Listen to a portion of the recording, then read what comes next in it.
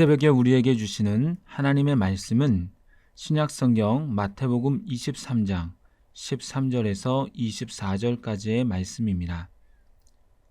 제가 가지고 있는 성경책으로 신약성경 39쪽에 있습니다. 하나님의 말씀을 받들어 읽겠습니다.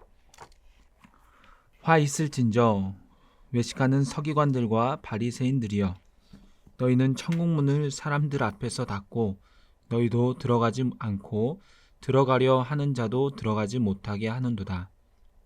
화 있을진저 외식하는 서기관들과 바리새인들이여, 너희는 교인 한 사람을 얻기 위하여 바다와 육지를 두루 다니다가 생기면 너희보다 배나 더 지옥 자식이 되게 하는도다. 화 있을진저 눈먼 인도자여, 너희가 말하되 누구든지 성전으로 맹세하면 아무 일 없거니와 성전에 금으로 맹세하면 지킬지라 하는도다. 어리석은 맹인들이여, 어느 것이 크냐, 그 금이냐, 그 금을 거룩하게 하는 성전이냐. 너희가 또 이르되 누구든지 제단으로 맹세하면 아무 일 없거니와 그 위에 있는 예물로 맹세하면 지킬지라 하는도다. 맹인들이여, 어느 것이 크냐, 그 예물이냐, 그 예물을 거룩하게 하는 제단이냐. 그러므로 제단으로 맹세하는 자는 제단과 그 위에 있는 모든 것으로 맹세하며, 또 성전으로 맹세하는 자는 성전과 그 안에 계신 이로 맹세하며, 또 하늘로 맹세하는 자는 하나님의 보좌와 그 위에 앉으신 이로 맹세함이니라. 화 있을진저 외식하는 서기관들과 바리새인들이여, 너희가 박하와 회향과 근처의 11조는 들이되 율법에 더 중한 바 정의와 긍휼과 믿음은 버렸도다. 그러나 이것도 행하고 저것도 버리지 말아야 할지니라. 맹인된 인도자여, 하루살이는 걸러내고 낙타는 삼키는도다. 아멘. 이 시간은 외식하는 자에게 임하는 화란 제목으로 말씀을 나누도록 하겠습니다. 마태복음 23장에서 예수님은 7화, 7번의 화를 선포하시는데요. 오늘 본문에서는 첫 번째부터 네 번째까지의 화가 나타나 있습니다. 이것은 무리와 제자들에게 하신 말씀이지만 실제로는 서기관과 바리새인들에게 말씀하시는 것으로 이들의 잘못과 죄를 지적하며 무섭도록 책망하십니다. 그 첫 번째 화는 13절입니다. 화 있을진저 외식하는 서기관들과 바리새인들이여, 너희는 천국문을 사람들 앞에서 닫고 너희도 들어가지 않고 들어가려 하는 자도 들어가지 못하게 하는도다. 먼저 화 있을진저라고 하는데요. 화가 있다라는 헬라어 우아이는 슬픔 또는 분노와 절망을 나타내는 감탄사입니다. 성경에는 사람들의 근심, 절망, 애곡, 불만, 고통 등을 표현할 때 이러한 감탄사를 바람으로 말을 시작하였습니다. 예수님께서 이러한 감탄사 우아이를 매번 사용하셨다는 것은 얼마나 서기관과 바리새인들에게 고통스러운 분노를 느끼셨는지, 한편으로는 얼마나 슬픔과 애통을 느끼셨는지에 대해서 알 수 있습니다. 또한 계속해서 외식하는 이라는 수식어도 나옵니다. 외식이라는 헬라어는 본래 무대에서 공연을 하는 가면을 쓴 배우를 일컫는 말입니다. 그러다가 점차 어떤 역할을 가장하는 사람, 위선자라는 의미를 지니게 되었는데요. 한마디로 가면을 쓰고 다가가는 것처럼 양의 탈을 쓴 늑대처럼 자신의 속마음을 감춘 채 말하거나 행동한다는 것입니다. 경건한 채 하지만 속은 온갖 거짓과 탐욕으로 가득한 이들을 향해 주님께서는 외식하는 자, 가면을 쓴 위선자라고 강하게 말씀하시는 것입니다. 이런 외식하는 서기관들과 바리새인들에게 예수님은 자기도 천국에 못 들어가고 들어가려 하는 자도 못 들어가게 하는 자라고 합니다. 저들이 하는 행동과 행위로는 천국에 들어가지 못한다는 것입니다. 저들은 율법을 엄격하게 지키는 모습을 사람들에게 보임으로 칭찬과 존경받기를 원했습니다. 하지만 사람은 외모를 볼지라도 하나님은 그 마음의 중심을 보십니다. 하나님을 경외함 없는 그런 외식적인 행위는 하나님께서 받지 않으십니다. 그러한 위선적인 행위로는 천국에 들어갈 수 없습니다. 또한 그들은 모세의 자리인 율법 선생의 자리에 앉아 있었지만 예수 그리스도를 알지도 섬기지도 아니하고 오히려 배척함으로써 정작 자신들은 물론이고 다른 사람들도 진리의 길로 인도하지 못했습니다. 앞장서서 천국 문을 닫고 있는 것입니다.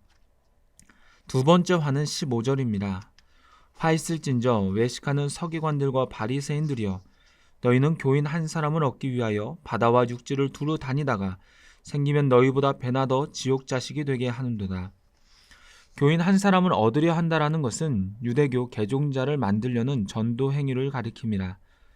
포로기 이후에 이방 땅 가운데 흩어진 유대인 디아스포라들은 석인 10명 이상이 모이면 회당을 세워 하나님만을 섬겼습니다. 이러한 일들에 일부 이방인들은 상당한 관심을 가졌고 유대인들은 저들을 전도하며 유대교를 알려주었습니다. 유대인 역사가 요세푸스에 의하면 당시 유대교 지도자들은 이러한 이방인 전도에도 상당히 적극적이었다고 합니다. 분명 이러한 열심은 칭찬받을 만합니다. 그런데 문제는 그 동기가 하나님의 영광과 영혼의 사랑에서 시작된 것이 아니라 이방인에게 자신의 교리, 이념, 과도한 형식주의를 강요함으로 전도를 통해 자신들의 기반을 넓혀가는 방편으로 사용한 것입니다. 이러한 방법으로 전도를 받은 개종한 이방인들은 유대인들보다 더 교만하고 더 형식주의가 되어서 더 완악하고 악하게 되었습니다. 더 지옥의 자식이 되어버린 것입니다. 세 번째 화는 16절부터 나와 있는데 예수님은 저들을 향해 눈먼 인도자라고 합니다. 시각장애인이 시각장애인을 바른 길로 인도하지 못합니다. 잘 보이는 사람이 안 보이는 사람에게 나를 붙잡으면서 따라오라고 해야지 무사히 길을 갈 수가 있는 것이지 자기도 안 보이는데 누구를 인도할 수가 없습니다. 이렇게 본인도 잘 알지 못하고 보이지 않으면서 길을 알려준다고 하는 사람을 가리켜 눈먼 지도자라고 합니다. 이것은 잘못된 율법 해석을 하는 지도자를 가리킵니다. 저들은 잘못된 가르침은 몇 가지가 있습니다. 16절에 성전으로 맹세하면 아무 일 없거니와 성전의 금으로 맹세하면 지키라고 합니다. 성전으로 맹세하면 효력이 없기 때문에 맹세를 지키지 않아도 되지만 성전의 금으로 맹세하면 효력이 생기기 때문에 꼭 지켜야 한다는 것입니다. 율법에는 한 번 맹세한 것은 반드시 지키라고 규정하고 있습니다. 하지만 유대 종교 지도자들은 하나님의 성전과 제당 등으로 맹세해도 좋다라고 하는 또 하나의 규정을 만들어 놓고 성전과 제단으로 맹세하면 꼭 지키지 않아도 된다라고 가르치고 말하였습니다. 왜냐하면 보통 맹세를 어길 경우에는 그 맹세한 대상을 바쳐야 했습니다. 예를 들면 10만 원을 건다라고 하면 10만 원을 바쳐야 하고 이 가방을 건다라고 하면 가방을 바쳐야 합니다. 하지만 성전이나 제단은 건물로 되어 있어서 두 번 바칠 수 있는 제단이 아니었기 때문에 당시 종교 지도자들은 이러한 점을 악용하여 성전을 근거로 무책임한 맹세를 하더라도 꼭 지킬 필요가 없다라고 사람들에게 가르쳤습니다. 그런데 만약 성전의 금으로 맹세하면 반드시 지켜야 합니다. 그 금값에 해당하는 돈을 상대방에게 지불해야 합니다. 만약에 안 내면 빚을 지게 되며 그 빚을 갚지 못하면 채권자에게 종으로 팔려갈 수밖에 없습니다. 그러니 어떻게 해서든 갚아야 하는 것입니다. 이것은 성전보다 성전의 금을 더 중요시 여기는 이상한 논리입니다. 예수님은 이러한 가르침을 지적하시며 어리석은 맹인들이여 어느 것이 크냐? 그 금이냐? 그 금을 거룩하게 하는 성전이냐라고 하십니다. 예수님은 또 다른 예를 드십니다. 18절에 너희가 또 이르되 누구든지 제단으로 맹세하면 아무 일 없거니와 그 위에 있는 예물로 맹세하면 지킬지라 하는도다. 마찬가지로 종교 지도자들은 제단으로 맹세하면 제단을 값으로 매길 수 없고 옮길 수 없기 때문에 안 지켜도 된다라는 것입니다. 하지만 제단 위의 예물은 값으로 매길 수 있기 때문에 그것을 걸고 맹세하면 꼭 지켜야 하고 꼭 갚아야 한다는 것입니다. 이것은 어찌 보면 듣는 사람으로 하여금 제단은 맹세를 효력 있게 하지 못하지만 제단 위의 예물은 맹세를 효력 있게 할 만큼 중요하다고 생각할 수 있습니다. 금은 본래도 귀하지만 특별히 성전의 금이 더 귀한 것은 그 금이 거룩하게 되는 것은 그것이 성전에 있고 하나님께 드림이 되었기에 거룩하고 복된 것입니다. 마찬가지로 재물도 귀하지만 그것이 더 의미가 있고 거룩하게 된 것은 그것이 제단에 있고 하나님 앞에 드렸기에 이제 하나님의 것이 되었기에 더 귀한 것입니다.